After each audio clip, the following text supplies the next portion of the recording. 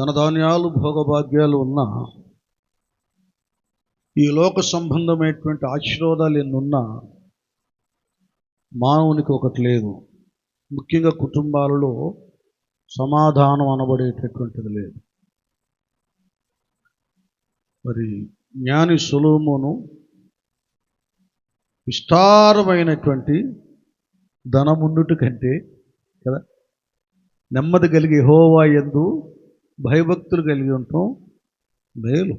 కొంచెమైనా దేవుడంటే భయము భక్తి కలిగి ఉండాలి. ఏ ఇంట్లో ఎక్కడ సమాధానం నెమ్మది ఉండదంటే ఎవరికైతే దేవుడంటే భయము భక్తి ఆయన సన్నిధి అనుభవం ఉండదో ఆ ఇంట్లో నెమ్మది ఉండదు.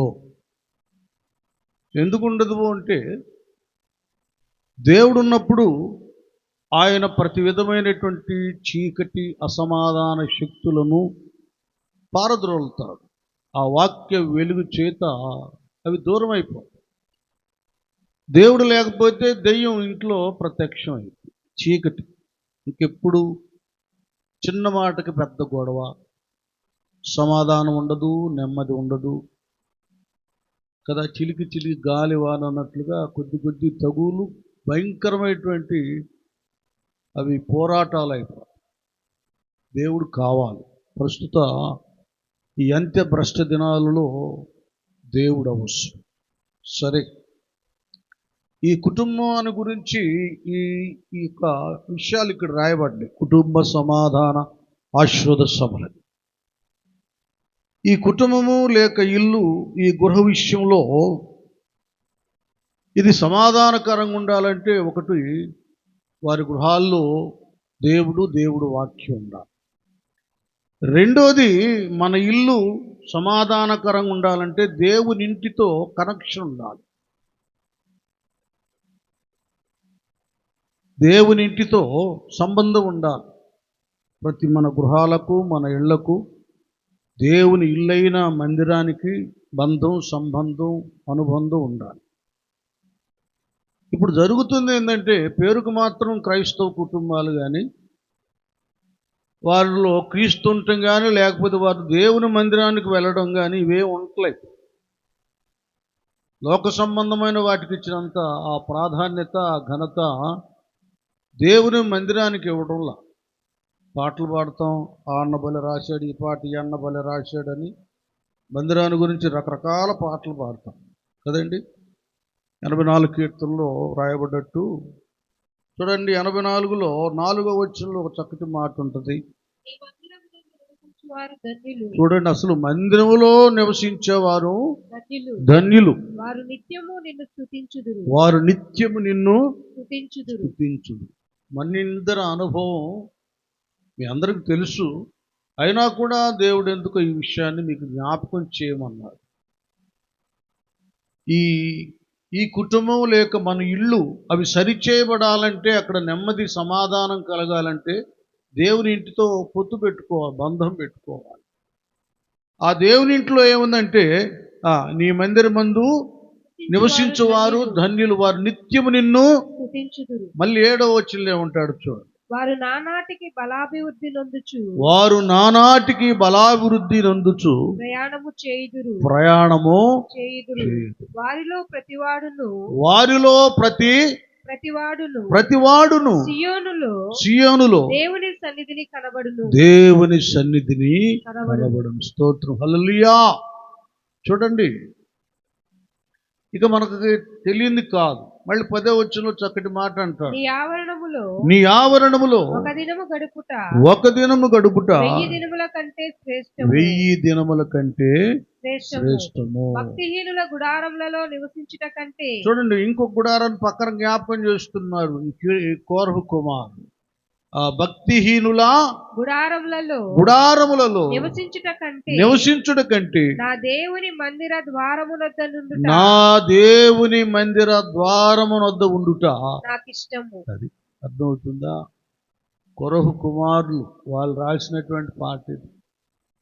కోరహును గురించి మన అందరికీ తెలుసు, అందరి సంఘ బిడ్డలే ఉంది రక్షణ పొందుకున్నవారు. కోరహు చరిత్ర అంతా మనకు తెలుసు కదా. సంఖ్యాకాండంలో 16లో ఆయన స్వభావం బయటపడింది. ఏ మోషే, ఈ అహరోనులేనా, వీళ్ళేనా నాయకులు, వీళ్ళేనా పరిశుద్ధులు, మేం కాదా, మాకు లేదా నాయకత్వ హక్కు, అధికారం, హోదా అన్నట్లుగా తిరుగుబాటు చేస్తే ఉంటారుగా. ప్రతిదానికి కూడా దేవుని వాక్యానికి వ్యతిరేకులు ఉంటారు. ఒక వ్యతిరేకు ఉంటే అతనితో పాటు మన మందిరంలో ఒక 50 మందే ఉన్నారనుకోండి, ఒక 4-5 గ్యాదర్ అవుతారు. ఎందుకంటే వాడు పరలోకానికి వెళ్ళాడు సైతాన్ గారు. మందిరాల్లోకి రావడం ఏంటి, చాలా సునాయాసం, తేలిగ్గా వచ్చేస్తాడు. వాడు ఏం చేస్తాడు, వాడిలాంటి స్వభావం కొందరిలో వాడి స్వభావాన్ని పెట్టి ఒక గ్రూపు తయారు చేస్తారు. వాళ్ళు ఎప్పుడు సంఘ సంబంధమైన ప్రతి విషయం, అది సభే కానీ, మందిర నిర్మాణమే కానీ, ఆలయ సంబంధమైనటువంటి ఆత్మ కార్యాలకి వాళ్ళు ఎప్పుడు నిరుత్సాహాన్ని, వ్యతిరేకతను వ్యక్తపరుస్తారు, కానీ ఏకీవించు. ఇలాంటి వాళ్ళు కొంతమంది ఉంటారు. ఆది నుండి వ్యతిరేకులు ఉన్నారు. కనుక మేమే గొప్ప అని వాళ్ళు ఇలాగన్నప్పుడు 250 మంది గ్యాదర్ అయ్యారు, మొత్తం గుంపు అయిపోయి. మోషే అహరోనుల మీద తిరుగుబాటు చేసి దేవుని ఉగ్రత. దేవుని సేవకులు మౌనంగా ఉంటారు. ఈ రోజుల్లో ఎక్కువ అరాచకం జరుగుతూ ఉంది. వీధి సువార్త కదా, కరపత్రాలు పంచుతూ ఉన్నప్పుడు కొట్టేస్తున్నారు, తిట్టేస్తున్నారు కదా, దూషిస్తున్నారు, కొంతమందిని చంపేసి రక్తసాక్షులు అవుతూ ఉన్నారు. ఇక్కడ మనం అందరం కూడా ఆలోచించవలసింది ఏంటంటే, మనల్ని ఎవడు కొట్టట్లా, తిట్టటల్లా. ఒకవేళ మందిరాన్ని ఇవ్వచ్చు ఒక్కటంటే మొత్తం వెళ్ళిపోతాం గుంపు. చెప్తున్నది గొప్పని కూడా నేను చెప్పటల్లా. ఏ శ్రమలు, హింసలు, నిందలు, దోషములు ఏమి లేవు. స్వేచ్ఛ ఇచ్చేసాడు దేవుడు, మనకు మాత్రం సెక్యూరిటీ ఇచ్చాడు. ఏ కష్టం లేకుండా హాయిగా ప్రార్థనకు వెళ్ళొచ్చు, ఉపవాసాలు చేసుకోవచ్చు, ఇలా సభలు ఏర్పాటు చేయొచ్చు. ఇవన్నీ అనుకూలతలు, అవకాశాలు అన్నిటినీ దేవుడు ఒక ఛాయిస్ ఇచ్చాడు. అయితే ఏం చేస్తున్నాం మనలో చాలామంది, ఒక ప్రార్థనలు ఉండవు, ఒక ఉపవాసం ఉండదు కదా. మహాభక్తులాగేమో బైబిల్ తీసుకొని, వైట్ డ్రెస్ తీసుకొని ప్రదర్శిస్తారు. ఈ భక్తులే ఆదివారం కనపడు. వాళ్ళకి దేవుని మందిరం, ఆరాధన, రొట్టె విరుచుట కంటే ఫంక్షన్లు ఎక్కువ. నేను చెప్తున్నాను, దాదాపుగా అది బాప్టిస్టే కానీ, లూథరన్సే కానీ, మరి సిఎస్ఏ కానీ, అది ఏదైనా, ఏ సహవాసం అయినా సండే, ఆదివారం పెళ్ళిళ్ళు పెట్టుకోరు. మన పాస్టర్ గారు నాకు తెలిసినంత వరకు పెట్టరు. పాస్టర్ గారు ఒప్పుకోరు. ఒకవేళ ఏదో 100 అయితే ఇక సాయంత్రం అన్నట్లుగా చేస్తారు. ఎందుకంటే వాళ్ళకు ఒక భయం ఉంది. ప్రభుదినం ఇది, దాన్ని మనం విలువగా కాపాడుకోవాలి. దేవుని సమయాన్ని దేవునికి మనకిస్తే మన సమయం అంతా ఆయన బ్లెస్ చేస్తాడనేటువంటి ఒక నిరీక్ష ఉంటుంది మిగతా క్రైస్తవులకి. అడ్డగోలు క్రైస్తవులకి ఏమి ఉండవు. వాళ్ళకి ఆరాధన, రొట్టె విరచడం, భక్తి, ఉపవాస ప్రార్థన, నిష్ఠ, నియమము, దీక్షలు ఏమండి ఇవే ఉండవు. వాళ్ళకి అనుకూలంగా ఉన్నప్పుడు పండగలకి మహాభక్తులకు కనబడుతుంది. 40 దినాలు లెంట్ డేస్కి పాపం వీళ్ళ వల్లనే ఆ సంఘం ఇదంతా ప్రపంచంలో ఉన్న భక్తి అంతా ఎదుగుతున్నట్లుగా ఫీలింగ్స్ ఇస్తారు. దీనే అంటారు పైకి భక్తి కలిగి ఉండి దాని శక్తిని. అది చెప్తున్నా, సభలు పెట్టేటటువంటి మనం ఎవరైనా సరే నువ్వు సభలు పెట్టిస్తున్నావు, పాంప్లెట్లు పంచుతున్నావు, ఒకే మంచిది. అసలు నువ్వు ముందు సరిగ్గా ప్రార్థన కాదు. అది నేను చెప్పేది. సరిగా ఆరాధన చేస్తున్నావా, ఉపవాసం ఉంటున్నావా, నీ మందిరానికి అంత సపోర్ట్గా ఉన్నావు, నీ సేవకునికి అంత ప్రోత్సాహకరంగా ఉన్నావు, ఇది ముందు ఆలోచించాలి. పాంప్లెట్లు ఏముంది అండి, 1000 పాంప్లెట్లు, నాకు 1000 రూపాయలు ఇస్తే 1000 పాంప్లెట్లు పంచుతాను అంటారు. డబ్బులతో పంచుకోవచ్చు పాంప్లెట్. ఉన్నారు, చాలామంది ఉన్నారు. నేను పోస్టర్లు అంటిస్తాను అంటారు. వాడికి 2000 ఇస్తే అంటించేస్తాడు. ఇది పెద్ద గొప్ప కాదు, అన్యుడు కూడా చేస్తాడు. సభలు పెట్టేయటం గొప్ప కాదు, పాటలు పాడటం గొప్ప కాదు కదా, ఏవేవో ఇవ్వటం చేయటం గొప్ప కాదు. కానీ దేవుని మాట విని వాటి ప్రకారం చేయి ప్రతివాడు చెప్పండి, బండ మీద తన ఇల్లును కట్టుకొనునా బుద్ధిమంతుని. అది దేవుని మందిరంతో సంబంధం పెట్టుకోవాలి. నువ్వు ఎంత కానుకలు ఇస్తే ఏంటి, ఎన్ని సభలు పెట్టిస్తే ఏంటి, ఏమండి ఎంత పొలవ పెడితే ఏంటి, ఎటు వస్తారు అటు తింటారు అటు వెళ్ళిపోతారు. దానివల్ల ఏంటి ప్రయోజనం? దేవుని మందిరానికి వెళ్ళాలి, దేవుని వాక్యం వినాలి, వాక్యానుసారమైనటువంటి జీవితాన్ని కలిగి ఉండాలి కదా. కాబట్టి ఈ మన కుటుంబానికి సమాధానం అనేది కావాలంటే, ఆశీర్వాదం అనేది కావాలంటే దేవుని మందిరంతో సంబంధం కలిగి మనం ఉండాలి. దేవుని మందిరంతో నీకు ఏ విధమైన సన్నిహిత సంబంధం ఏమి లేదనుకోండి, దేవుని వాక్యంతో ఉండదు, దేవుడితో. ఆది యందు వాక్యం ఉండెను, వాక్యము దేవుని వద్ద ఉన్న వాక్యమే అది. ఇవన్నీ తెలిసి కూడా త్రోసివేస్తున్నారు ఈ నియమాన్ని. ఇవన్నీ అనుసరించాలి. దేవుని ఇంటితో ఏమాత్రం కూడా కొంతమందికి అసలు దేవుని మందిరంతో ఏమాత్రం సంబంధం. పలాకిలో ఒక మాట అంటాడు, నేను దశంభాగాల గురించి చెప్పడం లేదు కానీ 3వ అధ్యాయంలో ఈ 9-10 వచనాల్లో ఒక చక్కటి మాట అంటాడు. నా ప్రస్తావన దశంభాగాలు కాదు కానీ అందులో ఒక విషయం, మందిరాన్ని గురించి ఒక మాట అంటాడు ప్రవక్త. నా మందిరములో ఆహారం ఉండునట్లు 10వ భాగమంతయు మీరు నా మందిరపు నిధిలోనికి తీసుకొని రండి.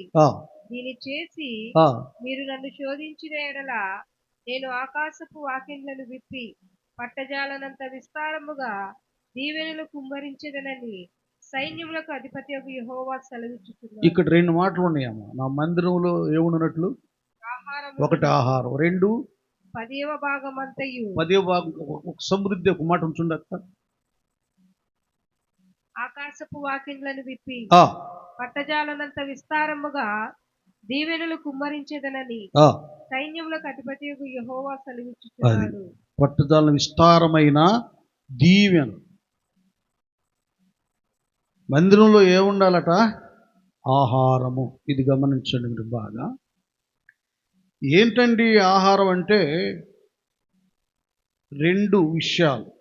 ఒకటి, ప్రభువారు పరలోక ప్రార్థనలను నేర్పించినట్లుగా మీరే చెప్పండి, మానుదైన ఆహారము నేడు మాకు దయచేయండి. ఇది ఒకటి. ఎందుకంటే మానవునికి ఆహారం కావాలి. ఈ ఆహారం అనబడేటటువంటిది తృప్తి, లేక కడుపు నుండి తృప్తి అనేది కలిగించేటటువంటి ఆహారం. అది దేవుని మూలంగా అనుగ్రహించబడుతుంది. అంటే మన భోజన పదార్థాలు, పానీయాన్ని కూడా దేవుడు దీవించాలి. మీకు తెలియంది కాదు, 5 రొట్టెలు 2 చిన్న చేపలు యేసుప్రభు వారి చేతిలోకి వచ్చినాయి. ముందు అందరూ తినకముందు ఎవరి చేతిలోకి వచ్చినాయి?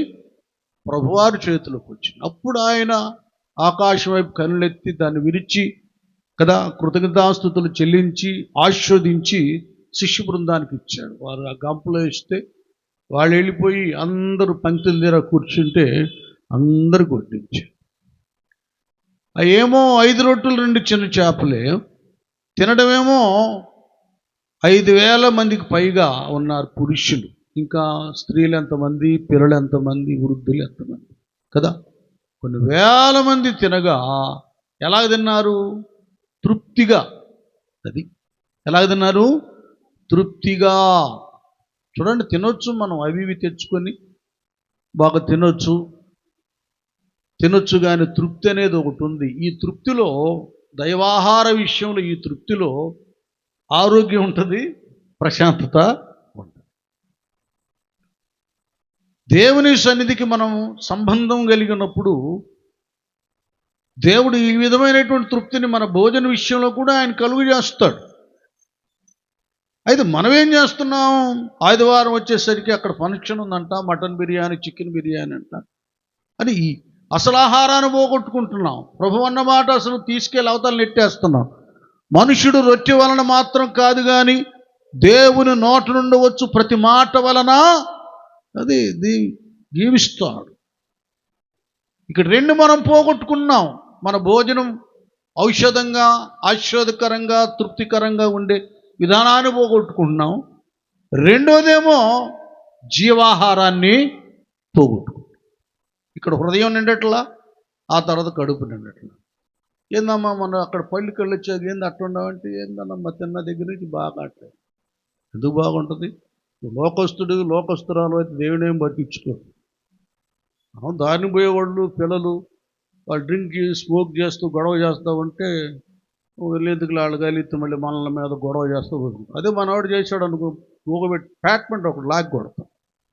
ఎవరంటే మా అబ్బాయి ఎందుకు అట్ట కొడతాను, మా అబ్బాయి అటు చేస్తే మేము ఎందుకు కూరుకుంటాం. అలాగే దేవుడు తాను ప్రేమించిన తండ్రి తాను ప్రేమించు కుమారుడిని శిక్షించు రీతిగా మనం దైవ నియమాన్ని మనం పాటించకుండా ఇష్టానుసారంగా జీవిస్తూ ఉంటే ఒకటేస్తాడు. ఏమంటాడు నాన్న? 119, 68, 69 శ్రమ కలుగక మునుపు నేను త్రోవ విడిచి తిని ఇప్పుడు నీ వాక్యమును అనుసరించి నడుచుకొనుచున్నాను. అది అంతకుముందేం ఇష్టం వచ్చినట్లుగా ప్రార్థన లేదు, ఉపవాసం లేదు, మందిరం లేదు, వాక్యం బాగా ఒకడు కొట్టేస్తాడు. ఎప్పుడైతే శ్రమ కలిగింది అయ్యా అని అప్పుడు పరిగెచ్చుకుంటూ వస్తాడు. ఇది కావాలండి. ఈ గద్దింపు, వార్నింగ్, శిక్ష లేకపోతే భక్తిలో మనకొక శిక్షణ రాదు. భక్తిలో ఎదగం, బలపడం, నిజ బిడ్డలంగా, కుమార్తెలంగా, కుమారులంగా తీర్చబడం. అసలు నీకేం లేదనుకోండి, వచ్చినట్టుగా నువ్వేం చేసినా, సినిమాలకు వెళ్ళినా, షికారుకి వెళ్ళినా, బాప్తీసాలు పొంది కూడా ఇక ఇష్టం వచ్చి తిరుగుతున్నావు అనుకోండి, ఏమి చేయలేదంటే దేవుడు నిన్ను వదిలిపెట్టాడు అని అర్థం. అది కూడా మీరు గుర్తుపెట్టుకోండి. నువ్వు రక్షించబడి కూడా నీ ఇష్టం వచ్చినట్లుగా ప్రవర్తిస్తున్న ఆ ప్రార్థన భక్తి లేకుండా, ఏ నష్టం, ఏ కీడు ఏం జరగకుండా బాగానే ఉందనుకోండి, ఇది ఎందుకంటే చివరికి మనం తీర్పుకు లోనవుతాను. భ్రష్టాత్మకు దేవుడు అప్పగిస్తాడు. నేను ఈ విషయాలన్నీ ఎందుకు ఇంత కఠినంగా చెప్తున్నానంటే, ఈ అంత్య దినాలు, భ్రష్ట దినాల్లో మన బ్రతుకులు మనం సరిగా చేసుకోకపోతే ఇంత బ్రతుకు బతికి రేపు చచ్చిన తర్వాత నరకానికి వెళ్తాం. దేవుడు అంటాడు, అక్రమం చేయవారులారా మీరెవరో నేను ఎరుగను పండి అంటాడు. అంత అనిపించుకోవాలి చెప్పండి. ఎన్ని సభలు పెట్టాం, ఇంత ప్రయాసపడ్డాం, ఇంత లైటింగ్, సౌండ్ సిస్టమ్, ఎంతో వ్యయ ప్రయాసతో ఇంత చేసాం. ఇంత చేసి దేవుని ఆజ్ఞకు లోబడకుండా మనకి ఇష్టానుసారంగా మనం ప్రవర్తిస్తే దేవుడు బడా నమ్మకమైన మంచి దాసుడు అనండి. ఇవన్నీ కూడా మనం కొద్దిగా ఆత్మీయంగా లోతుగా మనం ఆలోచించాలి. కాబట్టి దేవుని మందిరం, మన ఇల్లు బాగుండాలంటే దేవుని మందిరంతో, దేవుని ఇంటితో మనం సంబంధం పెట్టుకోవాలి. 92వ కీర్తనలో కూడా చక్కటి మాట అంటాడు. 92వ కీర్తనలో 13వ వచ్చిన యెహోవా మందిరములో నాటబడిన వారై. అది ఎక్కడ నాటబడాలి చెప్పండి? యెహోవా మందిరములో. అది విశ్వాసులు, దేవుని పిల్లలు నాటబడవలసింది. లోకంలో, ఆ ఇంట్లో, ఈ ఇంట్లో, టీవీల దగ్గర, సీరియల్ దగ్గర, ఇక్కడ అక్కడ ఎక్కడు కాదు. దేవుని మందిరంలో ఏమవ్వాలి? నాటబడిన వారై. నాటబడాలి. ఇప్పుడు నాటబట్టలు ఎవరు ఊరకు పెరికి వేయబడుతున్నారు. దుష్టులు అలాగుండక గాలి చెదరగొట్టు, అది విడి తిరగటం, అడు తిరగటం. 4 రోజులు నా దగ్గర రావటం, 4 రోజులు లాజరస్ దగ్గరికి వెళ్తాం, ఇంకో రోజు అడుపోవటం. కొన్ని బ్రతుకులు ఇలాగుంటే పనికిమాలిన బ్రతుకులు. వాళ్ళు మాదిరిగా ఉండరు. వాళ్ళ వల్ల మరికొందరు విశ్వాసులు ఆత్మీయ జీవితాలు బలహీనమైపోతాయి. కనుక దేవుని మందిరంలో ఏమవ్వాలంటున్నట? నాటబడిన వారై. నాటబడిన వారై వారు మన దేవుని ఆవరణములలో వర్ధిల్లుదురు. నాకు ఆశ్రయదుర్గమైన యెహోవా యథార్థవంతుడనియు ఆయన యందు ఏ చెడుతనమును లేదనియు ప్రసిద్ధి చేయుటకై వారు ముసలితనమందు, చూడండి ఎక్కడ దాకా, ముసలితనమందు ఇంకా చిగురు పెట్టుచుందురు, సారము కలిగి పచ్చగా నుందురు. అది సారము కలిగి ఎలాగుంటారట? పచ్చగా నుందురు. అంటే మీకు అర్థమవుతుందా?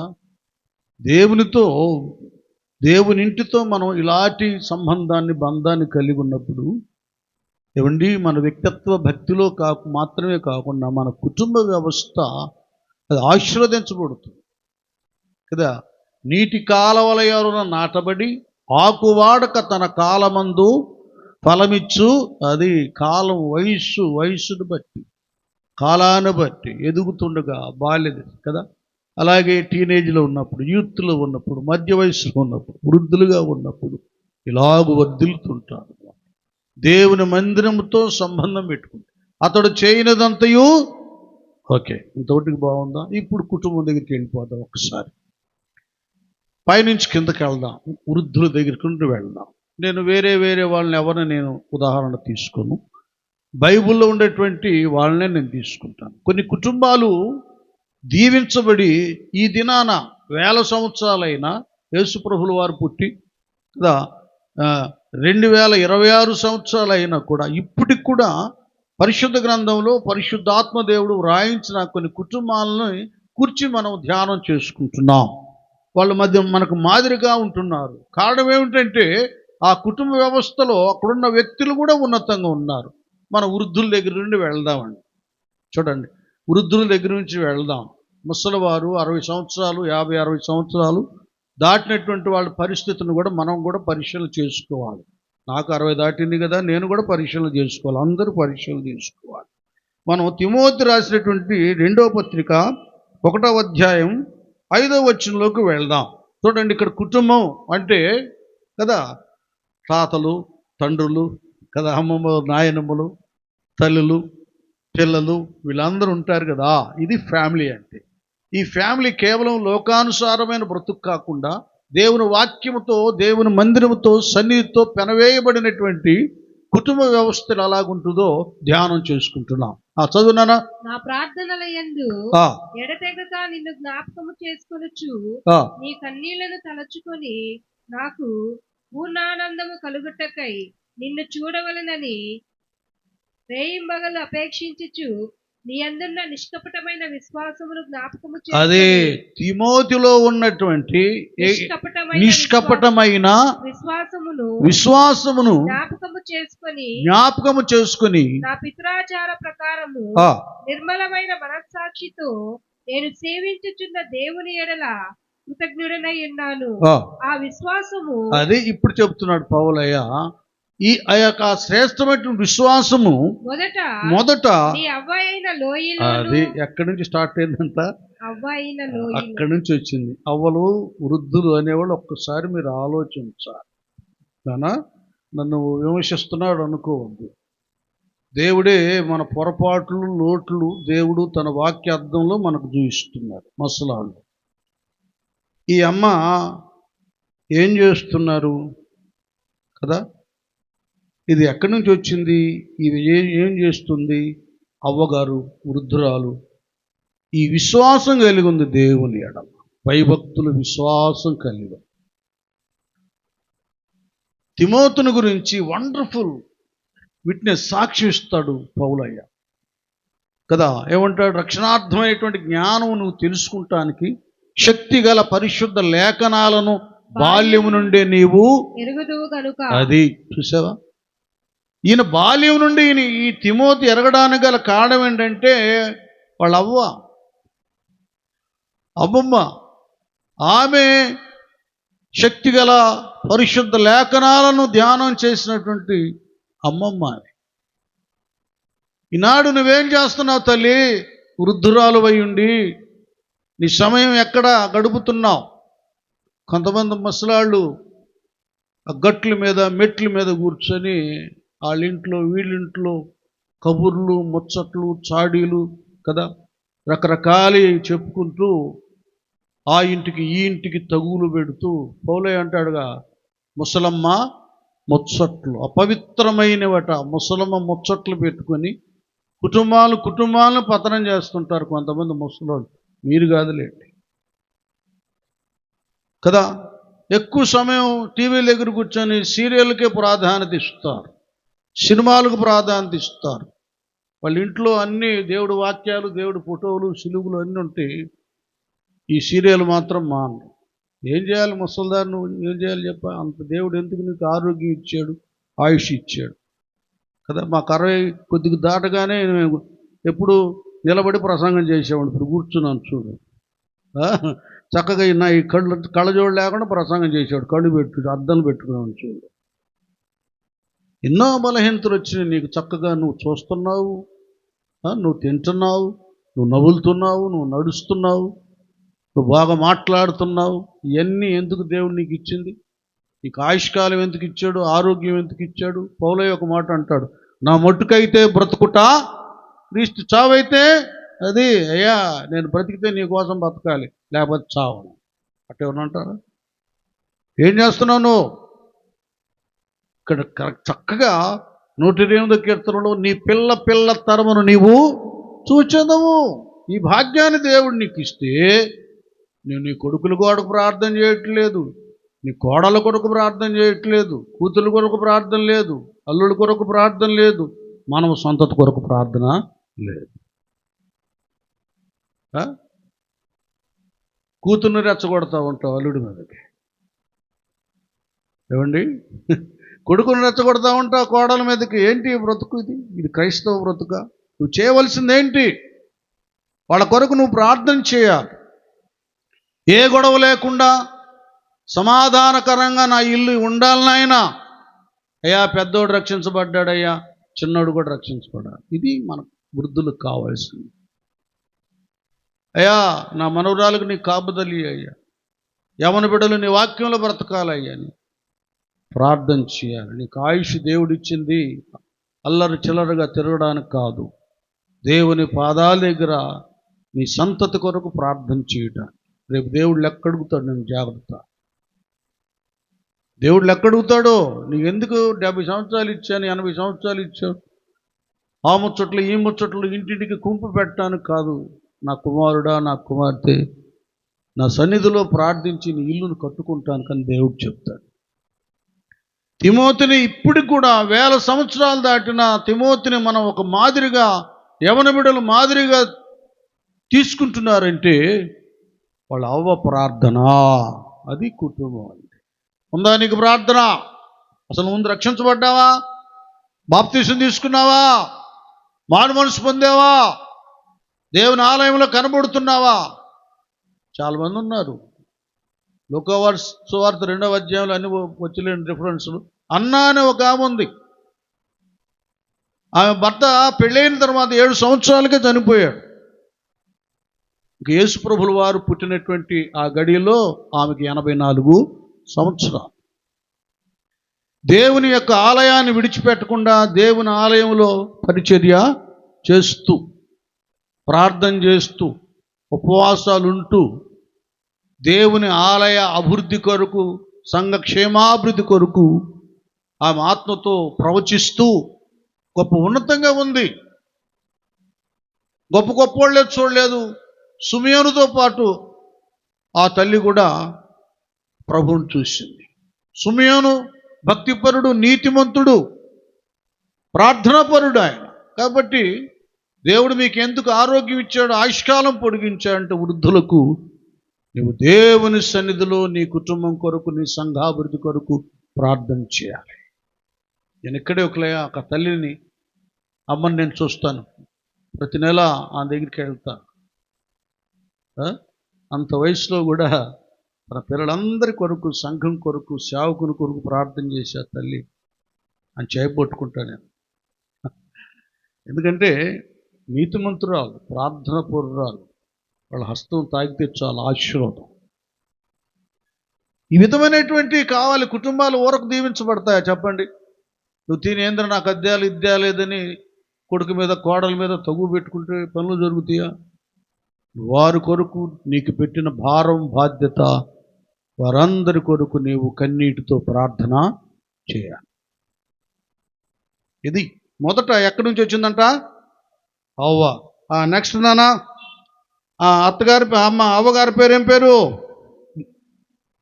లోయి. అది గుర్తుపెట్టుకోండి, లోయి. నెక్స్ట్ అది తల్లిగారి పేరు యూనికే. ఇది ఫ్యామిలీ కదా. తర్వాత తల్లి తిమోతి తల్లి యూనికే. ఈమె కూడా తల్లి ఏ వాక్య అడుగు జాడలో నడిచిందో, ఈమె కూడా అదే అడుగు జాలు ఈయనకే నడిచారు. ఆమె కూడా దేవుని ఎడల భయము భక్తి, అంత మాత్రమే కాకుండా తన పిల్లల్ని ఎలాగూ పెంచాలో. ఉదాహరణకి సమూయేలు తల్లివలి కదా, హన్నా అవేం చేసింది?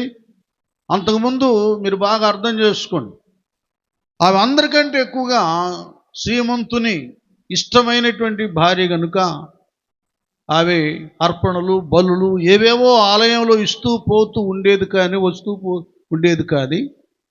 గురిగా కూర్చొని ఒక్క అరగంట మోకరించి ప్రార్థన చేసింది కాదు. ఆమెకెందుకు అన్ని సంవత్సరాలైనా సంతానం కలగకుండా దేవుని మందిరానికి ఏవేవో సహాయాలు చేస్తున్నా, ఏదేదో చేస్తున్నా, భర్త అవి అర్పణలు కానుకలు ఇస్తున్నా కూడా మారు మాట్లాడకుండా మౌనంగా ఏకీభవిస్తున్నా కూడా ఎందుకు ఆమెకు సంతానం కలగలేదు? పెనిన్నాకెందుకు సంతానం కలిగింది? ఇవెందుకు గొడ్రాలనిపించుకొని ఏ ఫంక్షన్లకు శుభకార్యాలకు ఆహ్వానించబడకుండా నింద అవమానం ఆమె మీద వేయబడింది. ఆమె ఏడుస్తూ ఉంది. ఎందుకంటే సామెత ఒకటి ఉంటుంది లోకంలో, అంగట్లో అన్ని ఉన్నా అల్లున్నట్లో శని అన్నట్లుగా ఆశీర్వాద సమృద్ధి దేవుని ఆలయంలో ఉన్న, అక్కడికి వస్తూ పోతూ ఉన్న అందులో ఉన్నటువంటి ఆశీర్వాదాన్ని కదా, సంతానాభివృద్ధిని ఆమె సొంతం చేసుకోలేకపోయింది. కారణం ఏంటంటే రావడం పోవడం వలన దైవ ప్రత్యక్షత కలగదు. ఇప్పుడు దాకా ఏమీ లేదు. అలాగే మీరు బాగా గమనించండి, నేను మందిరానికి వెళ్తున్నాను, చర్చికి వెళ్తున్నాను, నేను చర్చికి ఏదో చేస్తున్నాను, అది చేస్తున్నాను, ఓకే, చేయొద్దని ఎవరు చెప్పడంలా, చేయాలి. మనం పరిచర్య చేయకపోతే, సహకరించకపోతే ఎలాగూ మందిరాన్ని బీడు పట్టిపోతూ ఉంటుంది. కనుక మనం అన్నీ చేయాలి, పరిచర్య చేయాలి. వాటితో పాటు దైవమైన నియమాన్ని కూడా మనము పాటించాలి. హన్నా ఎల్కానా ఏవేవో ఇస్తూ ఉన్నా దేవుని సన్నిధిలో తమ హృదయాన్ని అర్పణ చేయలేదు. అది లేరు సంతానం. ఇప్పుడు చదువున్నాను మొదటి సమూయేలు గ్రంథంలో ఆమె తన హృదయాన్ని ఎలా కుమరించిందో దేవుని యొక్క సన్నిధిలో, అది నేను జ్ఞాపకం చేస్తాను. బహు దుఃఖాక్రాంతురాలై వచ్చి యెహోవా సన్నిధిని ప్రార్థన చేయుచు బహుగా ఏడ్చుచు సైన్యములకు అధిపతివగు యెహోవా నీ సేవకురాలునైనా నాకు కలిగి ఉన్న శ్రమను చూచి నీ సేవకురాలనైన నన్ను మరొక జ్ఞాపకము చేసుకొని నీ సేవకురాలనైన నాకు మగపిల్లను దయచేసిన ఎడల వారి తల మీదికి క్షౌరపు కత్తి ఎన్నటికి రానియక వాడు బ్రతుకు దినములన్నిటను నేను వానిని యెహోవావగు నీకు అప్పగింతునని మొక్కుబడి చేసుకొనెను. చాలు. ఇక తర్వాత ఏలి గారు ఏదో అన్నప్పుడు అని చెప్తా ఉంది, అది కాదు నా ఏలినవాడా నేను మనోదుఃఖము గలదాననై ఉన్నాను. అది కావాలి, మనోదుఃఖము గలదాననై ఉన్నాను. నేను ద్రాక్షారసమునైనను మద్యమునైనను పానము చేయలేదు గాని నా ఆత్మను, అది కావాలి, నా ఆత్మను యెహోవా సన్నిధిని కుమ్మరించుకొనుచున్నాను. అది అర్థమవుతుందా? అందరు హల్లు చెబుతాం గట్టి హల్లెలూయా. ఇది కావాలి. మనం ఏవేదో గుడ్డుకి ఇచ్చాను, సిలువ కట్టించాను, లేకపోతే ఇంకోటి కట్టించాను, కట్టించి మంచిది వద్దని చెప్పడం లేదు. కానీ దానికంటే ముందుగా ప్రభువారు అన్నట్లుగా మొదట నా నీతిని, నా రాజ్యాన్ని, నా నీతిని వెతకమన్నట్లుగా దానికంటే ముందుగా ఇక్కడ అన్న ఏం చేశారు? ఆమె తన యొక్క హృదయమును, ఆత్మను యెహోవా సన్నిధిన కుమ్మరించి. ఇది కావాలి. ముఖ్యంగా ప్రభువారు కోరుకుంటుంది ఏంటి? హృదయ శుద్ధి గలవారు ధన్యులు, వారు దేవుని చూచేదారు. అందుకని అది కట్టించిన వారు ధన్యులు, ఇది కట్టించిన వారు ధన్యులు, 1,00,000 రూపాయలు ఇచ్చిన వారు ధన్యులు కదా, ఇంకేదో ఇచ్చిన వారు ధన్యులు అనలా. హృదయ శుద్ధి అనేది కావాలి. వారే దేవుణ్ణి చూస్తారు. ముందు దేవుడికి మన హృదయం ఇవ్వాలి మెయిన్. ఆ తర్వాత నువ్వేం చేసినా అది ప్లస్ అవుతుంది. దేవుడు లేకుండా, రక్షణ లేకుండా, హృదయంలో దేవుని వాక్యం లేకుండా, ఆత్మార్పణ లేకుండా మనం ఎన్ని చేసినా అన్ని సొన్నే. నువ్వు ఎప్పుడైతే నువ్వు హృదయాన్ని కుమ్మరించి నీ హృదయాన్ని ప్రభువుకి ఇస్తావో నంబర్ 1 అయింది అక్కడ. ఈ 1 పక్కన నీ పరిచర్య, నీ దాతృత్వం, నీ దశమ భాగాలు, నీ కానుకలు, నీ అర్పణలు, నీ కృతజ్ఞ అర్పణలు, ఇవన్నీ ఒకటి పక్కన 0, 10, 100, 1000, 10,000, లక్షలు అవుతాయి. అందరికీ అభివృద్ధి ఆశీర్వాదాలు రావు. ముందు మెయిన్ నువ్వు రక్షించబడిన తర్వాత నువ్విచ్చే ప్రతి రూపాయికి విలువ, లెక్క, అభివృద్ధి ఉంటుంది. రక్షణ లేకుండా హృదయం దేవునికి ఇవ్వకుండా నువ్వు 1,90,000 చేయి.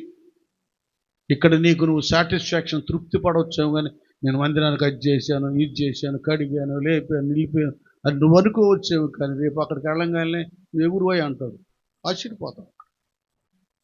ఎవరు అక్రమం చేయవారులారు మీరెవరు నేను ఎరుగను పండి.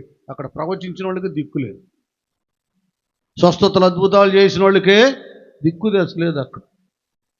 కాబట్టి ఏదైనా మనం చేస్తున్న మంచిదే. ఇక్కడ అన్నా ఎల్కానా ఏవేవో చేశారు, కానీ ఒక్కరోజు కూడా ఆమె వెళ్ళి మోకరించి ప్రార్థన చేయదు.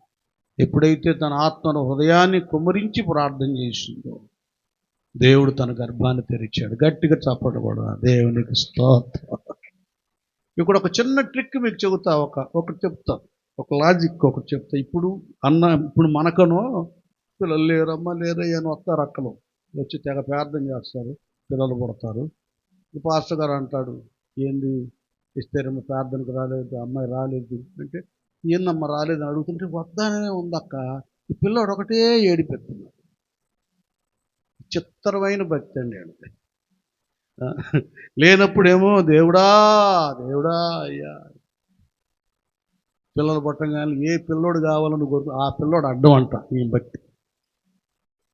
ఇంక తర్వాత వాడిని గారాబం చేస్తాడు. ఇక్కడ మందిరాన్ని తీసుకొస్తే వాడు ఆడుకుంటూ ఉంటాడు, ఆ ప్యాకెట్లు ఈ ప్యాకెట్ తింటూ ఉంటాడు, అటు ఇటు గంతులేస్తూ ఉంటాడు. నేను వాస్తవం చెప్తున్నా, మీరు ఏందో పెద్ద మురిసిపోతున్నారు కొందరు. మురుపు కాదు, మీరు కాన్వెంట్లో అటు చేయండి మీ పిల్లల్ని. వద్దులే మీ దండం, మీ పిల్లవాడికి నీ ఫీజుకి దండం, ముందు తీసుకెళ్ళండి. ఏ మందిరం అంతా తీసేసిందా? ఏందమ్మా ప్రార్థన గంటలకు ఒకటే అరుస్తున్నాడమ్మా పాస్టర్ గారు. ఏ పిల్లలు లేరు ఏంటంటే, పిల్లలు ఉండారు, కంట్రోల్ చేసుకో. ఇది ఒక వాక్యం అడ్డం పెడతాడు, అది తెలియదు. ఇది చిన్న పిల్లల్ని చెప్పండి నాన్న ఆటంక తీసురా అంటే, చిన్నపిల్ల ఆయన దగ్గరికి వచ్చిన వాళ్ళు చూడండి ఒకసారి ఆ టీవీలోకి, ఎవరు గొడవలు గందరగోళాలు కురుకురు ప్యాకెట్లు ఏమి చేయలా. ఎందుకు ఈ విషయాలు చెబుతున్నానంటే, కొంతమందికి అసలు భయం లేదండి. వాళ్ళ కాన్వెంట్లలో, వాళ్ళ స్కూళ్ళల్లో వాళ్ళ పిల్లల్ని పంపించినప్పుడే జాగ్రత్త, గొడవ చేసుకో, పిల్లలతో తగాదు పెట్టుకోవద్దు, జాగ్రత్త టయాది వెళ్ళి అంటారు. ఇక్కడ మందిరం దగ్గరే వాడు గొడవ చేస్తూ ఉంటాడు, ఈడొచ్చి వాడితో ఆడుకుంటూ ఉంటాడు. ఏంది పార్కా లేకపోతే దేవుని మందిరం? ఇవన్నీ కొన్ని జాగ్రత్తగా మనం పరిశీలన చేసుకోవాలి. ఆటకాయతనంగా అల్లరిగా దేవుని సన్నిధిలో మనం ఉండకూడదు. మన దేవుడు సమాధానకర్తగానే అల్లరికి కర్త కాడు. ప్రార్థన చేసి దేవుడు పిల్లాడిని ఇచ్చాడు, సమూయేలు అని పేరు పెట్టేశాడు. ఆ బిడ్డని మొదటి సమూయేలు గ్రంథం 22వ వచనం చదువు. 22వ వచనం చదువు. అయితే హన్నా బిడ్డ పాలు విడిచి వరకు నేను రాను, వాడు యెహోవా సన్నిధిని అగుపడి తిరిగి రాక అక్కడనే ఉండునట్లుగా నేను వాణ్ణి తీసుకొని వత్తునని తన పెనిమిటితో చెప్పి వెళ్ళకయుండెను. కాబట్టి ఆమె పెనిమిటి అయిన ఎల్కానా, నీ దృష్టికి ఏది మంచిదో అది చేయుము, నీవు వానికి పాలు మాన్పించు వరకు నిలిచియుండుము, యెహోవా తన వాక్యమును స్థిరపరచునుగాక అని. ఒక్క నిమిషం చూడండి. ఇక్కడ భార్య భర్తలు ఇద్దరు దేవుని భయం, వాక్య నియమంలో బ్రతుకుతున్నారు. దంపతులు ఇక్కడ చక్కగా కనిపిస్తున్నారు. హన్నా ఎల్కానా దంపతులు ఇద్దరు. చూడు ఏంది, పుటక ఒకడు పుడితే వాడిని తీసుకెళ్ళి చేవంటావు, అది అంటావు, ఏం మాట్లాడి. నా దగ్గరికి ఉండే కంటే దేవుని సన్నిధిలో ఉంటే నా బిడ్డ గొప్పడు అవుతాడు. ఆయన కూడా ఉన్న విశ్వాసం. మనమేమో లక్షల ఫీజులు కట్టి ఆదివారం కూడా పాపం ఏం చేస్తాం, పిల్లలకు ప్రార్థనలు ఉండవు. అంటే మనం కొలుసుకుంటాం, నాకు కూడా కొలుస్తున్నాం, నన్ను కూడా కొలుస్తున్నాం. వాళ్ళ భక్తి అట్లుంది. దంపతులు ఇద్దరు తన పిల్లల విషయంలో ఎంత త్యాగం సమర్పణ కలిగి ఉన్నారు. మన భక్తి అట్లుంది. మనదంతా అనుకూల భక్తి అండి. అవసరాల భక్తి, అనుకూల భక్తి, ఇష్టమైన భక్తి, ఖర్చు లేని భక్తి, వెలలేని భక్తి. ఎలా పడితే అలాగ ప్రవర్తిస్తాం. అలాగూ ఇద్దరు ఓకే, మీ ఇష్టం అమ్మా. నెక్స్ట్ ఏం చేసింది నాన్న చక్కగా? కాగా ఆమె అక్కడనే ఉండి తన కుమారునికి పాలు మాన్పించు వరకు అతని పెంచుచుండెను. అది ఇదండి పెంపకం. ఇప్పుడు అని చెప్పేది ఎలా పెంచింది? పాలు మాన్పు వరకు అతని పెంచుచుండెను. అది పెంపకంటే గారాభం కాదు, అడ్డదిడ్డాలుగా కాదు, క్రమశిక్షణతో పెంచింది. మనం ఎప్పుడు అనుకుంటాం ముందు తల్లి ఒడేనంట, బడి గుడి, ఇక్కడే ఏబిసి అని నేర్పించింది మమ్మీ. ఇక్కడే దేవుని బిడ్డలు క్రైస్తవ స్త్రీలైతే అల్లే చెప్పునానా, అల్లే చెప్పయ్యా, అల్లే చెప్పు చేతులు, అల్లే స్తోత్రం చెప్పయ్యా, యేసయ్య అని చెప్పయ్యా, వందనాలు చెప్పాయా నేర్పించింది. ఇది నేర్పించా. మొన్న ఒక చోటకి వెళ్తా ఫంక్షన్కి, చూడు మా అమ్మాయి, చూడు మా అబ్బాయి, చెప్పామంటే తగ్గేదిలే అంటున్నట్టు. నేను ఏం చెబుతాడు అతను ఎవరో తెలుసా? ఉపదేశకుడు. మళ్ళీ ఫస్ట్గా చూడా మా అమ్మాయి ఎట్లా అంటుంది. ఏం నేర్పుతున్నాం మనం? మన పిల్లల్ని నిత్య జీవం, నిత్య రాజ్యం కొరకు మనం సిద్ధపరుస్తున్నామా, లేక ఈ సినిమా డైలాగుల కొరకు సిద్ధపరుస్తున్నాం? అట్లాగైపోయింది పరిస్థితి. చక్కగా పెంచింది.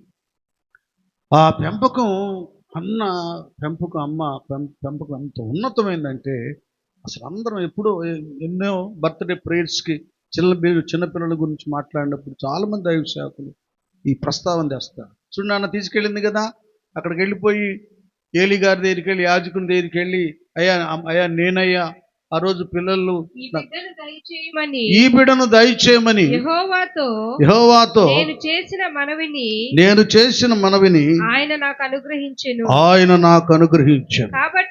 కాబట్టి నేను ఆ బిడ్డను, అది చూడండి ఇక్కడ, ఎక్కడైతే తాను ప్రార్థన చేసి దైవ ప్రత్యక్షతను పొందుకొని సంతాన ప్రాప్తిని పొందుకుందో అక్కడే ఆ షిలోహు మందిరానికే తీసుకు.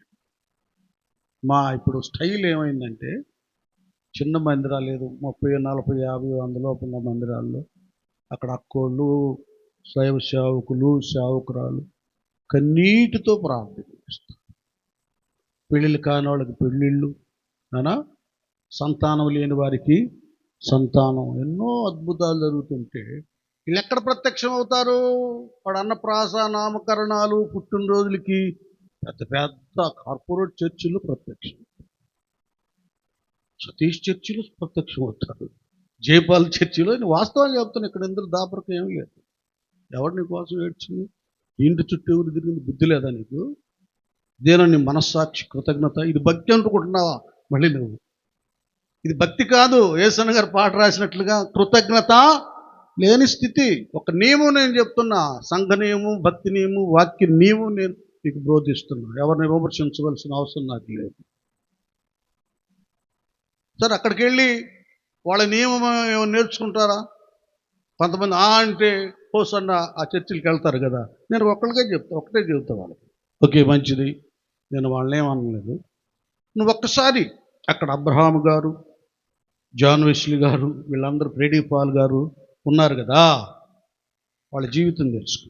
అదేంటంటే, ఎన్ని శ్రమలు కష్టమైన యేసన్న గారు ఆ కాలంలో చాలామంది ఆయన దగ్గరికి వచ్చి వెళ్ళిపోయారు, విమర్శించారు, రకరకాల వ్యతిరేకత వ్యక్తపరిచారు.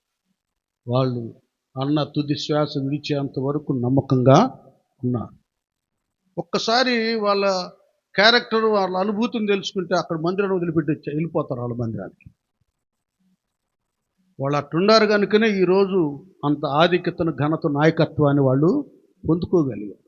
కాబట్టి నేను ఎందుకు ఉండకూడదు నా మందిరంలో? కానీ సిగ్గు అనేది ఉండేవాళ్ళు ఇంకక్కడ ఉండరు, చక్కగా వాళ్ళు సొంత మందిరాలకి వెళ్ళిపోతారు. నేను నియమాన్ని చెప్తున్నా, ఇక్కడ సంఘ నియమాన్ని చెప్తున్నా, ఒకళ్ళు విమర్శించడం కాదు. కొత్తదానికి ఒక పద్ధతి ఉంది, దేవుడు చెప్పాడు, అదే నేను చెప్తా ఉన్నా. కాబట్టి నేను చెప్తున్నాను, ఎక్కడ మీరు రక్షించబడి ఎదుగుతున్నారు, నమ్మకంగా ఉండండి, యథార్థంగా ఉండండి. యథార్థవంతులకు దేవుడు ఏ మేలు చేయక, ఏ షిలోహు ప్రార్థన మందిరంలో హన్నా ఆ సంతతిని పొందుకోగలిగిందో, ఆమె కృతజ్ఞత సమర్పణ బిడ్డను ప్రతిష్ఠించడానికి అక్కడికి వెళ్ళిపోయింది. ఏమంటుంది నాన్న? కాబట్టి నేను ఆ బిడ్డను యెహోవాకు ప్రతిష్ఠించుచున్నాను. అదే, నేను ఆ బిడ్డను యెహోవాకు ప్రతిష్ఠించుచున్నాను. తాను బ్రతుకు దినములన్నిటను వాడు యెహోవాకు ప్రతిష్ఠితుడని చెప్పెను. అది అప్పుడు వాడు యెహోవాకు అక్కడనే మ్రొక్కెను. గట్టిగా తప్పుడు కొట్టండి ఇక్కడ. ఇప్పుడు చూసారా, నేర్పించేసింది. భక్తి మొరక్కడం నేర్పించింది, ప్రార్థన నేర్పించింది, స్తుతించడం నేర్పించింది, అన్ని నేర్పించింది. అట్లా పెంచింది హన్నా గారు. అలాగే పెంచారు సమూయేలు. ముందు ఇక్కడ అంతా ట్రైనింగ్ అయ్యి షిలోహు మందిరంలో అడుగుపెట్టాడు. నేను అనుకుంటున్నాను, కొద్దిగా మనం కాబట్టి రీసెర్చ్ చేద్దాం. నేను అనుకుంటున్నాను, తన తల్లి ఆ భక్తి, ఆ ట్రైనింగే మందిరంలో అతను ధైర్యపరిచి స్థిరపరిచింది అనుకోండి. అదే నేను ఎందుకు అనుకుంటున్నానంటే, మీరు చెప్పండి, వాళ్ళ కొడుకులు ఇద్దరు ఉన్నారుగా, ఏలి కొడుకులు ఉన్నారుగా అమ్మా, గట్టిగా. మీరు అందరు విశ్వాసులనే నేను అడుగుతున్న ప్రశ్న, లేకపోతే అందరిని ఎందుకు అడుగుతాం మామూలుగా? ఎవరు వాళ్ళిద్దరు? యాజకుడైన ఏలి పిల్లలు ఎవరు? హోప్ని, ఫినెహాస్. ఏం పేరండి ఫినెహాస్ అంటే? నేను అనుకున్నాను ఏలి గారు ఆ ఫినెహాస్ని బట్టి ఈ ఫినెహాస్కి పేరు పెట్టేయడం అనుకో. ఏ ఫినెహాస్ చెప్పండి మీరు? ఆయన ఎవరు? ఈటి తీసుకున్నాడే, అర్థమైందా? పాపం చేస్తూ ఉన్నప్పుడు పొడిచి పడేసాడు పాపాన్ని. అంత గొప్ప రోషం గలవాడు, ఆత్మీయ రోషం గలవాడు పేరు పెట్టారు. మనవాడు కూడా Martin Luther, William Carey, David Livingstone, మంచి మంచి మిషనరీ పేర్లు పెట్టుకుంటాడు. వాడు అసలు మందిరానికే రాడు, అలాంటి పేరు పెట్టుకున్నాడు. వీళ్ళిద్దరు ఏం చేస్తున్నారు? యాజకుని యొక్క కొడుకులు అయ్యుండి ఇద్దరు కూడా యెహోవాను ఎరగని వారై. అది చాలు, ఇంకొద్దులేమో, ఎక్కువ వద్దులే వాళ్ళ గురించి. సమాధానం దీవెనకరం అని చెప్పుకున్నాం. అలాంటి వాళ్ళు. ఇక్కడ విషయం ఏంటంటే, మేము కూడా దైవ సేవకులమైన మేము మా పిల్లల్ని పెంచవలసిన రీతిలో పెంచాలి, వాక్య నియమంలో. అంతేగాని పాస్టర్ కొడుకులు కూతుర్లన్నీ గారాబం లేకపోతే అతి ఎక్కువ అదేమి చేయకూడదు. రేపు మేము దేవుని దగ్గర లెక్క అప్పగించాలి. దైవ నియమంలో సొంత బిడ్డలైనా ఒకటే, ఆత్మీయ బిడ్డలైనా ఒకటే.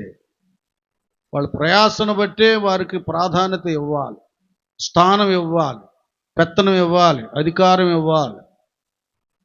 దైవ సంబంధమైన ప్రతి రూపాయి మీరేసే కానుక చాలా విలువైనది. మీరు చెమటోర్చి కష్టపడి కూలి నాలి చేసి తీసుకొచ్చి ఇస్తున్నారు. వాటిని పవిత్రమైన మంచి కార్యాలకే వాటిని సద్వినియోగపరచాలి. అబ్బాయి అని అమ్మాయి అని వాటిని దుర్వినియోగపరుస్తూ ఉంటే వాటికి కూడా ఒక రూపాయి ఇవ్వకూడదు. దేవుని దగ్గర రేపు శిక్ష అనేటటువంటి పడుతుంది, జాగ్రత్తగా ఉండాలి. మరి ఏం చెప్పాడో ఏంటో కానీ వాళ్ళు మాత్రం మారలా. అక్కడికి ప్రార్థనకు వచ్చిన ఆమె పిల్లోని బాగు పెంచుకుంది అన్నమ్మ. ఆ ప్రార్థన జరిగిస్తున్నటువంటి యాజకుడు వాళ్ళ పిల్లల్ని సరిగా పెంచలేకపోయాడు. ఇది కావాల్సి. పాస్టర్ గారి పిల్లోడని ఊరుకున్నాడు దేవుడు. హోప్ని ఫినెహాసుని శిక్షించాడు. కొద్దిగా భయపడదాం మనం, అది నేను చెప్పేది. వాడు తల్లిదండ్రులు పిల్లలను పెంచే విషయంలో జాగ్రత్తగా ఉండండి. దివ్యంగా పెంచేసేసి సమూయేలు ఆమె ట్రైనింగు, ఆమె ప్రార్థన, ఆమె నిష్ఠ, నియమం, ప్రతిష్ట విధానం తన కుమారుడికి ఒక పట్టుదలనిచ్చింది. మోస్ట్ సీనియర్ పాస్టర్ దేవుడు స్వరం వినలేదు, బాలుడైన సమూయేలు దేవుని స్వరాన్ని విన్నాడు. గట్టిగా చప్పట్లు కొడదాం. అది ఇప్పుడు ఎట్లున్నాయి మన బ్రతుకులో? మన పిల్లల్ని మనం ఎట్లా పెంచుతున్నాం? హోప్ని ఫినెహాసులాగా పెంచుతున్నామా, సమూయేలులాగా పెంచుతున్నాం? అది ప్రశ్న. నేను ఇచ్చిన మంద ఎక్కడని దేవుడు అడుగుతాడు. నేను ఇచ్చానే ఆ మంద నీ కుటుంబం ఎక్కడ అంటాడు. ఏమి చెప్తాను, నాకేం తెలుసు అంటావా కయ్యంలాగా. ఇవన్నీ లెక్కలున్నాయి, ప్రతి దానికి ఉంది కుటుంబ వ్యవస్థలో. అలా చెప్పుకుంటూ వెళ్తే ఎంతోమంది ఉన్నారు. అంత ఉన్నతమైన స్థానాన్ని దావీదు సంపాదించుకుంటానికి కారణం 116:16 మీరు చూడండి, చదవద్దులేమ్మా.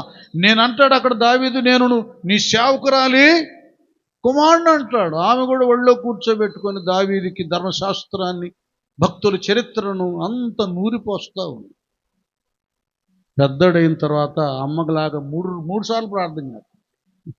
పెద్దోడైనాక దేవరాత్రులు యెహోవా ధర్మశాస్త్రాన్ని ధ్యానం చేస్తున్నాడు. పెద్దోడైన బాలుడైన తర్వాత గొర్రెలు కాస్తుండగా సింహం వస్తే అమ్మ చెప్పిన కథలో ఏ కథ గుర్తుకొచ్చింది ఆయనకి శాంసోన్ కథ గుర్తుకొచ్చేసింది. అభిషేకం వచ్చేసి ధైర్యంగా చీల్చిపడేసాడు. సింహాన్ని చీల్చి గొర్రె పిల్లను కాపాడాడు. ఇది బిడ్డలకి ఆ కథలు చెప్పండి, బైబిల్ కథ. సినిమా కథలు ముచ్చట్లు కాకుండా ఇవి చెప్పండి. ఇది మన బాధ్యత, దేవుని పిల్లలు. ఇలాగున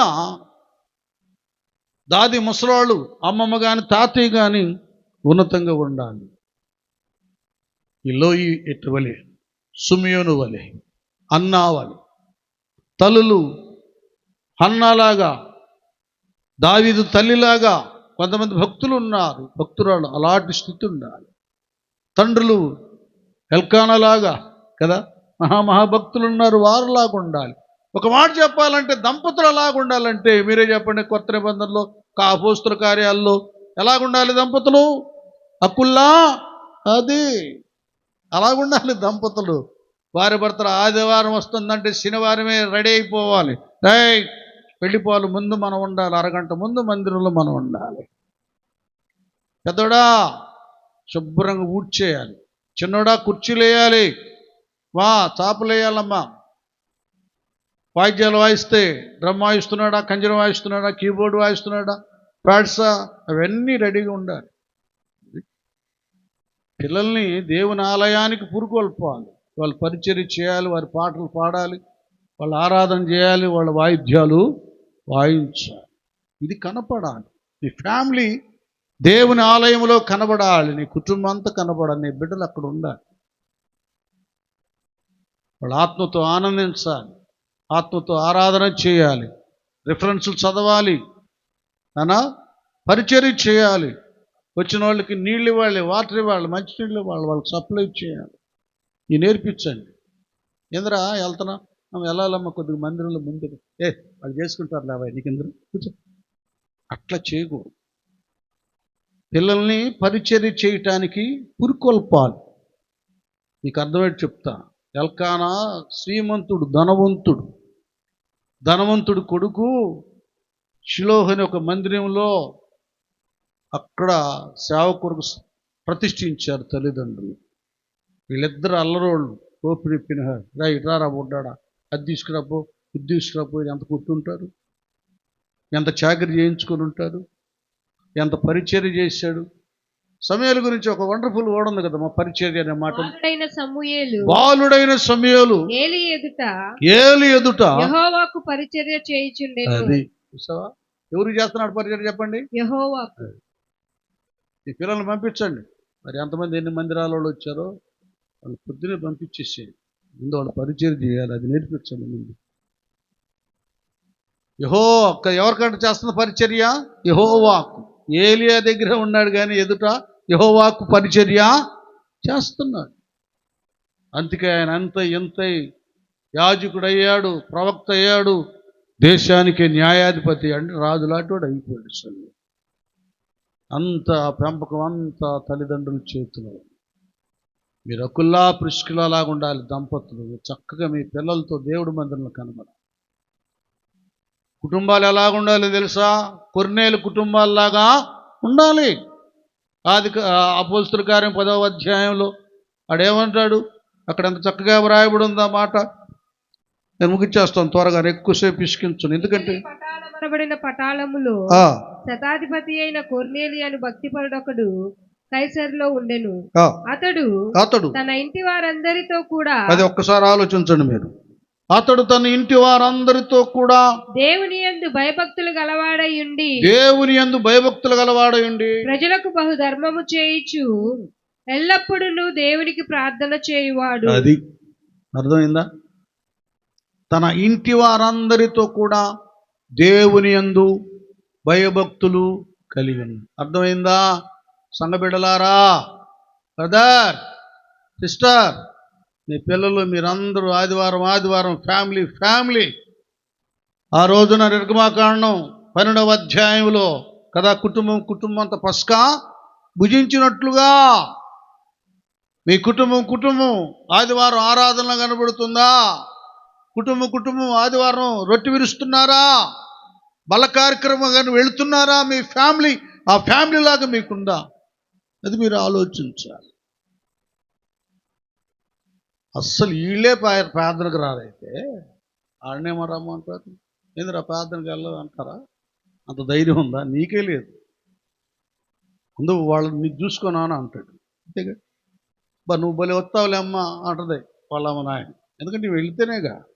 ఒక భక్తి లేదు, ఒక ప్రార్థన లేదు, ఒక ఉపవాసం లేదు, ఈ నీతి నియమము ఏమీ లేని స్థితి. పైకి మాత్రం భక్తురాల్లాగా కనబడుతూ ఉంటారు. అది ఎవరిని మోసపోచేయటం కాదు. మోసపోకుడు దేవుడు. అది ఏది విత్తుతావు అదే వస్తాం. ఫ్యామిలీకి కనిపించాలి. కుటుంబాలు ఆదివారం వచ్చేసరికి అక్కడ మందిరంలో కనబడాలి. అది ఆరాధన అయిపోయేంత వరకు ఇక ఈ లోకం, ఇక్కడ బంధువులు కాదు, మిత్రులు కాదు, ఫంక్షన్లు కాదు, గింక్షన్లు కాదు, దేవుని సన్నిధే. అదే ఆనందం, మహావిందు, పరమానందం కదా. అన్ని విధాలుగా అక్కడే నిలిచి ఉండాలి. ఆయన సమయాన్ని ఆయనకి ఇవ్వాలి. మన కుటుంబాలు దేవుని దృష్టిలో పడాలి. కంటే ఆయన కంటికి కనపడాలి మన ఫ్యామిలీస్ అని. ఆదివారం వచ్చేలేకే ఒక ప్రత్యేకమైన స్థితి మనకు కనబడాలి. లోకులు చుట్టుపక్కల చూసే వాళ్ళందరూ, ఏంటి అసలు, ఏంటి కుటుంబం ఏంటి, ఆ భార్య ఏంటి, ఆ భర్త ఏంటి, ఆ పిల్లలు ఏంటి, బాబా ఏందో దూతల్లాగా ఉన్నారు వీళ్ళు, భలే ఉంది అనేటటువంటి సాక్షి రావాలి. ఆదివారం వచ్చేసరికి ఏమి తేలేదు, మటన్ లేదు, చికెన్ లేదు, అది లేదు, ఇది లేదు, ఈ గొడవలా ఇదా? ఆదివారం అలా తప్పించండి.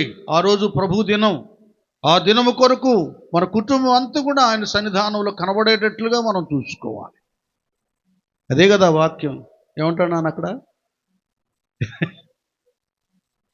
నీ సన్నిధిని నిత్యముండునట్లు దానిని ఆశీర్వదింప. అది చూసారా? కాబట్టి ఇది ఫ్యామిలీ అంటే, కుటుంబం అంటే. కుటుంబానికి సమాధానము, ఆశీర్వాదం అనేటటువంటి రావాలంటే సమాధానకర్త అయిన యేసయ్య సన్నిధులు కనబడాలి. ఆశీర్వాదాలకు మూలమైన బుద్ధి జ్ఞానముల సర్వ సంపదలున్న దేవుని ఆలయములో ఫ్యామిలీలు కనబడాలి. అంటే అపోస్తలుల కార్యగ్రంథంలో కొన్ని కుటుంబాలు దేవుని సేవ కొరకు వాళ్ళు ప్రోత్సాహకరంగా ఉన్నారు. ఉదాహరణకి ఒక్క మాట చెప్తాను. టైం అయిపోయిందా? ముగిచ్చేస్తాను. ఎదులే నీకు చాలే, మీకు ఆల్రెడీ మెటీరియల్ బాగుంది మీ హృదయాలు. దేవుని వాక్యం అపోస్తలుల కార్యం 21వ అధ్యాయంకి వెళ్దాం నాన్న. 8-9 వచనాలు. 21:8-9. మరునాడు మేము బయలుదేరి కైసరియకు వచ్చి 7 నొకడును సువార్తికుడును అయిన ఫిలిప్పు ఇంట ప్రవేశించి అతని యొద్ద ఉంటిమి. ఏ ఊరంట ఆయన? ఫిలిప్పు. సువార్తికుడు అనమాట. సువార్తికుడైన ఫిలిప్పు. సువార్తికుడు, రెండోది పరిచారకుడు. ఏమో ఆయననా అపోస్తలుల 6వ అధ్యాయంలో హస్త నిక్షేపణ 7గురిలో ఒకడు. అంటే 7గురిని ఏం చేశారు? అపోస్తలులు వాళ్ళ తల మీద చేతులుంచి ప్రార్థన చేసి పరిచారకులుగా వదిలిపెట్టారు. నన్ను వినండి, కొద్దిగా వినండి. మన అందరి సంఘాలకు కావాలి. అది కేవలం ఏదో మా విశ్వాసంలో నేను చెప్పట్లా. నేను సార్వత్రిక సంఘానికి అందరూ కావాలి సందేశం. అంతే. నేను చెప్పాను, వాళ్ళు చెబుతున్నారని నా దగ్గరికి రమ్మని కూడా నేను చెప్పను. నా దగ్గరికి వద్దు. మీ సంఘాల్లో మీ తండ్రి దగ్గర నమ్మకంగా ఉండాలి. అదే మీకు మెండైన ఆశీర్వాదం. సంఘాలు చీల్చడం గొప్పతనం కాదు, సంఘాలను నిలబెట్టడం గొప్పతనం, కట్టడం గొప్పతనం. అందరూ మంచిగా ఉండాలి. అప్పుడు దేవుడు మన ఇంటిని బాగు చేస్తాడు. అది నా లక్ష్యం, నా ఆలోచన, నా సిద్ధాంతం. ఈ 7గురిలో ఒకడనమాట ఫిలిప్ అని ఆయన. అంటే వండర్ఫుల్ ఏంటంటే మిగతా వాళ్ళ చరిత్రలో ఉన్నారు కానీ మనకు ఎక్కువ వాక్యంలో స్టెఫన్ కనపడుతున్నాడు, పరిచారకుల్లో నాయన ఫిలిప్పు కనబడుతున్నాడు. స్టెఫన్ అయితే సత్యాన్ని బోధించి ఆయన కూడా సూచక్రియలు అద్భుత కార్యాలు స్టెఫన్ కూడా ఆత్మతో చేశాడు కదా. ఆయన ఆత్మచేత అభిషేకించి ఆయన మాట్లాడుతుండగా ఎవరు కూడా ఆయన ఎదిరించలేక పోయారు. బాగా చాలా జ్ఞానమైనటువంటి అభిషేకం స్టెఫన్ మీద. ఫిలిప్ ఏమో సమరయ పట్టణాన్నే కదిలించేశాడు. ఒక ఆర్థిక శాఖ మంత్రినే మార్చేశాడు. రథంలో ప్రయాణం చేస్తాడు. వండర్ఫుల్. పరిచారకులైన అపోస్తులకు చాటిగా నిలబడ్డారు.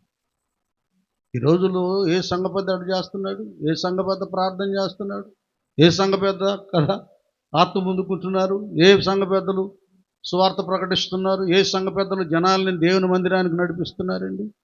ఈ ఫిలిప్ అనేటటువంటి ఆయన ఒక సమరయ అనే పట్టణాన్ని కదిలించేసి అనేకులకు రక్షణ పొందటానికి కారకుడయ్యాడు. అద్భుతం ఇది. సంఘాలు మన బలహీనమైపోయినాయి. విశ్వాసులు ఉండవలసిన రీతిగా ఉండడంలా, పరిచారకులు చేయవలసిన పని చేయటంలా, సంఘ పెద్దలు కదా ఒక త్యాగపూరితమైన లక్షణం ధ్యేయం కలిగి బ్రతకటంలా, సేవకులుగా ఉండటం లేదు. రూపాయి రాగానే వాళ్ళు ఇష్టం వచ్చినట్లుగా ప్రవర్తిస్తున్నారు. మనమందరం రేపు దేవుడి దగ్గర లెక్క అప్పగించాలి. సిగ్గుపడే రోజు ఒకటి వస్తుంది. అలాగ సిగ్గుపడకుండా మనం తల పైకెత్తుకుంటానికి ఎవరికి అప్పగించిన పని వారిని చేయాలి. ఇక్కడ ఏం జరిగింది అంటే ఈ ఫిలిప్పు నన్ను చదువురా తల్లి. కన్యకులుగా ఉన్న 9 కుమార్తెలు. నేను ఒక్కడే కాదా, ఫ్యామిలీ చూడండి ఎంత అభిషేకించబడిన. కన్యకలుగా ఉన్న 9 కుమార్తెలు అతనికుండిరి. వారు ప్రవచించువారు. వారు ఎవరట? ప్రవచించువారు. అర్థమైందా? ఇప్పుడు ఫ్యామిలీ సేవలో సాధనాలుగా వాడబడుతున్నారు. ఫిలిప్ ఏమో గొప్ప సువార్థికుడై అనేకులు రక్షణకు ఆత్మ పొందుకుంటానికి అతను కారకుడయ్యాడు, ప్రయాసపడి. తన కుమార్తెనేమో పుట్టిన బిడ్డలేమో ఏమయ్యారన్నా ప్రవక్తనీలయ్యారు. ప్రవచిస్తున్నారు. వాళ్ళ సంఘంలో ప్రవచనం ఎత్తుతున్నారు. కృపావరాలతో నింపబడ్డారు. ఫిలిప్ గారు ఫ్యామిలీ సంఘానికి ఎంతో ప్రోత్సాహకరంగా ఉంది. కొర్నేలు గారి ఫ్యామిలీ అక్కడ అందరినీ బంధుమిత్రులను అందరినీ తీసుకొచ్చి ప్రార్థన పెడితే కదా పేతురయ్యను పిలిచి అక్కడ అనేకులు ఆత్మ పొందుకున్నారు, రక్షించబడ్డారు. ఎంతో ఉజ్జీవించబడింది సంఘం. కాబట్టి ఇది కదా మన కుటుంబాలకి దేవునితో సమాధానం, ఆశీర్వాదం అంటే ఇది మనకు కావాలంటే ఈ నియమంలో మనం బ్రతుకుదాం. వృద్ధులైన వారు జాగ్రత్త. నేను నడవలేను, కదలలేను, మెదలేనంటే పడుకొని ప్రార్థన చేయి, ఇంకంతే. మళ్ళీ లేపుతాడు దేవుడు నీ ప్రార్థన. నువ్వు 10 మంది కోసం చేస్తే 100 మంది కోసం ప్రార్థన చేసేటట్లుగా దేవుడు చేస్తాడు. నీ కుమారులు, కుమార్తెలు, కోడలు, అల్లుళ్ళు, మనవ సంతతిని దీవిస్తాడు. ఒకవేళ ఆస్తి వాళ్ళు సంపాదించి ఉంచినా ఉంచకపోయినా అసలైన సిసలైన ఆస్తి ప్రార్థన. పెద్ద తల్లి, అయ్యా పెద్దయ్యా, నీ ప్రార్థన, నువ్వేం నా పిల్లలకి ఏం సంపాదించలేదు అనుకుని దిగులు పడొద్దు. అంతకంటే ఉన్నతమైన దేవుని దగ్గర నుంచి గొప్ప ఐశ్వర్యం, ఆస్తి రావాలంటే నీవు నీ బిడ్డల కొరకు ప్రార్థన చేయాలి. అమ్మా తల్లి, అయ్యా బ్రదర్, మీరు దంపతుల కుల్లా పుష్కులలాగా ఉండాలి. కుటుంబాలు ఒక కొర్నేలు, ఒక ఫిలిప్ కుటుంబాలు దేవుని యొక్క సన్నిధిలో కనబడాలి. అటు భాగ్యాన్ని దేవుడు మనకిచ్చి ఆయన రాకడ కొరకు, రాజ్యం కొరకు మనలను సిద్ధపరుచునుగాక. తల్ల వంచండి, ప్రార్థన చేసి.